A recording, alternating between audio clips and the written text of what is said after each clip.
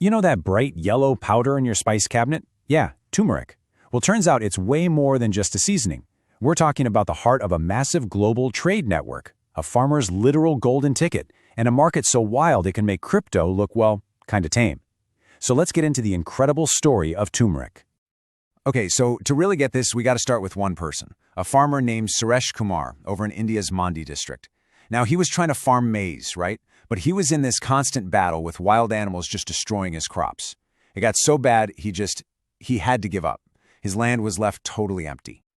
But that's not where his story ends, not by a long shot. See, when he hit that dead end with his usual crops, he decided to make a big gamble on a completely different kind of gold. And this really shows you the before and after. He went from struggling with maize to, thanks to a government program, switching over to turmeric. And guess what? The wild animals, they didn't touch it. And, as he was about to discover, it was a lot more profitable. So here's the absolute key to the whole thing. The government stepped in with a safety net. They offered what's called a minimum support price, an MSP. What that means is, no matter how crazy the open market got, farmers like Suresh were guaranteed a certain price for their turmeric. And that's what turned a huge risk into a smart, calculated golden bet. Okay, so you're probably wondering, why turmeric, right? What is it about this one spice that's so important that governments are setting up entire programs for it, and farmers are literally betting the farm on it? Let's break it down. So on a basic level, turmeric is a plant, and it's actually in the same family as ginger. It's not the leaves we're after, it's the root, the rhizome. That's what gets dried and ground up into that super bright yellow powder we all know. You know, for centuries, people have even called it Indian saffron, which tells you just how valuable it's always been. And that value, it comes from the fact that you can use it for everything. Seriously. For almost 4,000 years, it's been used not just in food, but as a preservative, a dye, in cosmetics, even in spiritual ceremonies. And now? Well, now the modern medical world is all over it, looking at its amazing anti-inflammatory and antioxidant powers. But here's the thing. Not all turmeric is the same. Not even close. The color, the strength, and yeah, the price can be wildly different. So, what's the secret sauce? What makes one batch so much better than another? It all comes down to one word, curcumin. This is the magic ingredient. Curcumin is what gives turmeric that famous bright color, but way more importantly, it's where most of the health benefits come from. And the rule is simple. The more curcumin, the better the quality, and the more you're going to pay for it. And different types of turmeric have different levels of curcumin. So you might have some varieties with, say, 3.5 to 4%, which is pretty good, but then you've got the rock stars like this Mega Turmeric 1, which can have a curcumin content over 7%.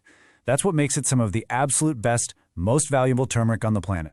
So this whole idea of quality and curcumin content, it leads us right to the big picture, the global market. Because when you ask where does the best turmeric come from, well, there's one country that just completely owns the conversation. And just look at these numbers. They're kind of mind-blowing. India produces a whopping 80% of all the turmeric in the world. 80%! The next country on the list, China, is way down at 8%. That's not just leading, that's total dominance. It means India is the absolute center of the turmeric universe. But now here's where it gets really interesting. You think with 80% of the world's production, they'd be exporting tons of it, right? Nope. They actually keep most of it. Why?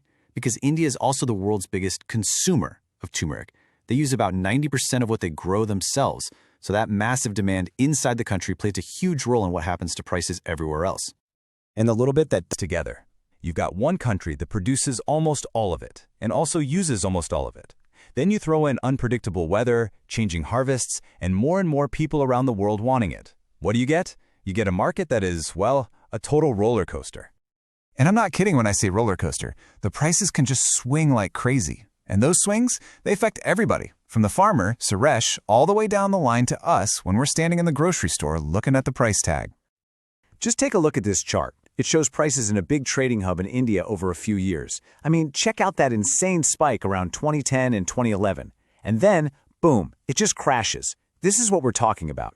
The market is just a story of these massive booms and busts. And okay, if you think that long-term chart looks wild, get this. This is a snapshot from just 1 week in March 2025. Look at Kerala. The price went up over 400%. Let that sink in. 400% in a week. That is the kind of insane, unpredictable chaos that everyone in this business has to deal with. And this is why Suresh Kumar's story is so important. It brings it all back home. On one side, you've got that absolute mayhem of the open market, the 400% swings. And on the other, you've got this steady, stable, guaranteed price from the government.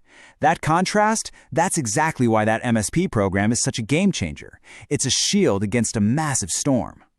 So, with all this going on, supply, demand, weather, farmers holding onto their stock, what's next? What's the forecast for the future of this golden spice?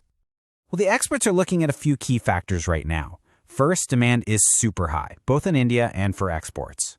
But at the same time, the supply is really tight. There wasn't enough rain, so not as much was planted. And on top of that, you have farmers who are holding onto their turmeric, basically waiting in cold storage, because they think the prices are going to go even higher. So you put all that together, high demand, low supply. And what do you get? Well, you get a pretty clear prediction. The experts are forecasting that prices are going to stay way up there, trading somewhere between 11,200 and 11,500 rupees per quintal. So, yeah, the next time you grab that jar of turmeric from your spice rack, maybe you'll think about the whole world spinning behind it. You know, a world of farmers taking these huge golden gambles, of a tiny molecule called curcumin that drives its value, and this massive global market just balancing on a knife's edge between supply and demand. It really makes you wonder, as the whole world wants more and more of these natural products, how is this golden spice going to balance the lives of farmers with the appetite